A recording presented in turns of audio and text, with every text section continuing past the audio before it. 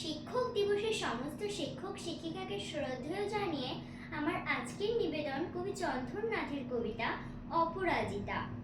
জানো মা, আমি না কবিতা লিখেছি, তোমরা পড়বে কি তা? মার কাছে গিয়ে খাতা মেলে ধরে ছোট্ট অপরাজিতা। রাগে চোখ মেলে মা তাকে বলেন, মাথা কি খারাপ হলো? ছাই পাশ স্বপ্ন লিখে বরং অঙ্কের খাতা খোলো।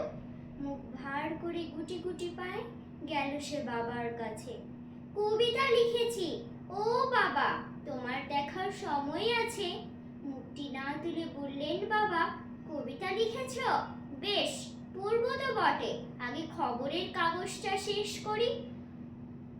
অগত্যা গেল দিদিটির কাছে, ডাকলো সে, দিদি আয়, দেখ না কেমন ছবিটা এঁকেছি ছোট্ট এই কবিতায়। দিদির দু চোখ টিভি পর্দায় ঝলমলে রোশনাই। বলল, কবিতা তুই লিখেছিস? কবিতা না ওটা ছাই। অপরাজিতার চোখ ছলো ছলো, বুকে কান্নার ঢেউ। তার লেখাই প্রথম কবিতা, দেখলো না পড়ে কেউ। একা ঘরে বসে সামনে তাকালো মালাতে সাজানো ছবি। স্নিগ্ধ দু চোখে রয়েছেন যে সহজ পাঠের কবি। কবিতার খাতা মেরে সে ধরল, ঠোঁট দুটি থর থর। বলল, ঠাকুর কেউ না পড়ুক, তুমি এ কবিতা পড়ো।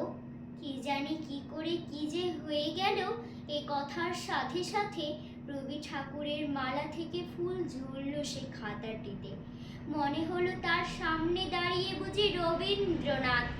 মাথার উপরে রাখলেন তার আদর মাখানো হাত। ধন্যবাদ। Thank you.